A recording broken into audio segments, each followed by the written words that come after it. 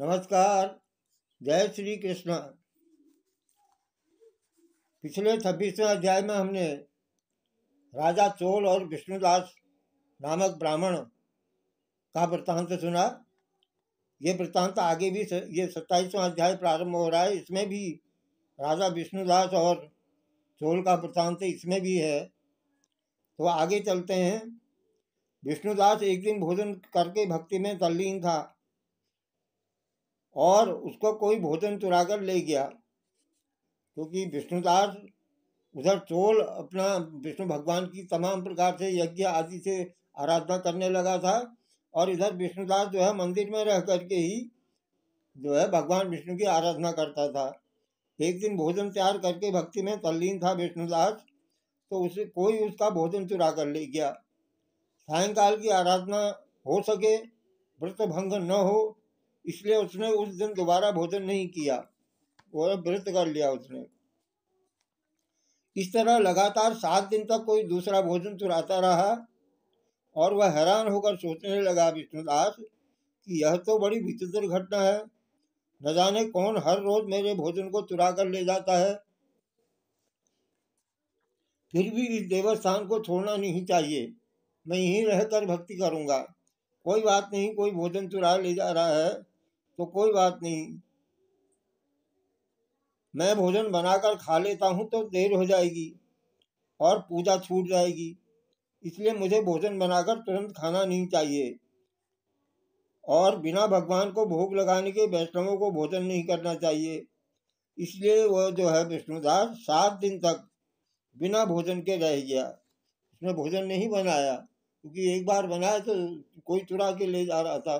7 दिन तक लगातार ऐसा होता रहा। तो विष्णुदास सोचने लगा कि 7 दिन तक भोजन के बीत गए तो आज का दिन और सही, आज मैं भली भांति भोजन की रक्षा करूंगा और हर रोज इसे कौन चुरा कर ले जाता है ऐसा मैं देखता हूँ। ऐसा सोचकर विष्णुदास ने भोजन तैयार किया और भोजन के पास ही छिप कर बैठ गया। उसने थोड़ी देर के बाद देखा कि वहां एक चांडाल आया, जिसका शरीर बहुत दुर्बल था। उसके शरीर पर केवल चमड़ी ही चमड़ी दिखाई देती थी।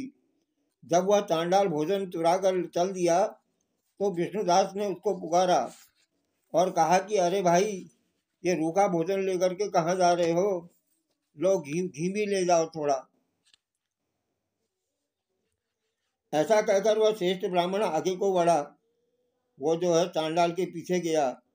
विष्णुदास को अपनी ओर आता देख कर वह चांडाल तेजी से दौड़ने लगा। ब्राह्मण से डर गया वो, लेकिन दुर्बलता के कारण दौड़ नहीं सकता था। इसलिए वह चांडाल जो है भूमि पर गिर पड़ा और मूर्छित हो गया। चांडाल को मूर्छित देख करके विष्णुदास लपक कर उसके पास पहुंचा और अपने वस्त्र से उस पर हवा करने लगा। उसके बाद उसने जो कुछ देखा उसे देखकर वह आश्चर्यचकित रह गया। उसने देखा, विष्णुदास नाम के ब्राह्मण ने, कि उसके सम्मुख शंख चक्र गदा पद्म पीताम्बरधारी चतुर्भुजी रूप, अलसी के फूल के समान क्रांति वाले, छाती में कौस्तुभ माला धारण किए हुए साक्षात श्री भगवान विष्णु जो है खड़े हैं। उसने ये देखा, भगवान विष्णु के दर्शन हो गए उसको, विष्णुदास को। भगवान का दर्शन करके सात्विक भाव से मुक्त वह श्रेष्ठ ब्राह्मण स्थिति था प्रणाम कुछ नहीं कर सका, एकटक देखता रहा। वहीं पर इंद्र आदि देवता भी उपस्थित हो गए। गंधर्व और अप्सराएं आकर गीत गाने लगी, नृत्य करने लगी। ब्राह्मण उन्हें प्रणाम करने के लिए उतावला हुआ, क्यों ही वहां संपूर्ण देव गंधर्व अप्सराएं आ गईं। विष्णु भगवान ने अपना स्वरूप ब्राह्मण को प्रकट करके उसका आलिंगन किया और दिव्य विमान में बैठाकर उसे वैकुंठ ले गए। दिव्य विमान में ब्राह्मण को विष्णु के साथ जाते हुए राजा चोल ने देख लिया। राजा चोल ने देखा तो अपने गुरु आचार्य से कहा कि मैंने जो यज्ञादि किए हुए वह सब व्यर्थ हो गए। जितनी दान दक्षिणा मैंने ब्राह्मणों को दी वो सब असफल हो गई है। फिर भी मुझे भगवान विष्णु के दर्शन नहीं हुए।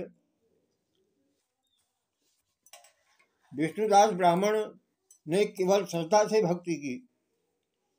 उसके प्रभाव से विष्णु भगवान ने आकर उसको दर्शन दे दिए। अब वह वैकुंठ को जा रहा है। इसलिए भक्ति ही सर्वोपरि है। मुझे भगवान के दर्शन के लिए राजकाज त्याग कर भक्ति करनी चाहिए। तो राजा चोल का कोई पुत्र न होने के कारण उसने अपने भांजे को राजगद्दी का अधिकारी बना दिया और स्वयं जो है भगवान विष्णु की भक्ति करने लगा। बहुत काल तक भक्ति करने के बाद भगवान विष्णु ने दर्शन नहीं दिए, तो वह अग्नि कुंड में कूद पड़ा। यज्ञ के चल रहा था तो राजा चोल जो था वह अग्नि कुंड में ही कूद गया। अग्नि में प्रकट होकर विष्णु भगवान ने राजा को गोदी में उठा लिया। भगवान विष्णु प्रकट हो गए और कहा कि तेरे त्याग और भक्ति से मैं बड़ा प्रसन्न हूँ। उसका आलिंगन किया राजा चोल का और उसको दिव्य विमान में अपने साथ बिठाकर वैकुंठ में ले गए। विष्णु जी ने अपने समान रूप वाले ब्राह्मण को पुण्यशील नाम का द्वारपाल बनाया और राजा चोल को सुशील नाम का द्वारपाल बना दिया। इस प्रकार ये 27वां अध्याय भगवान श्री राधा कृष्ण को समर्पित है। जय श्री कृष्ण।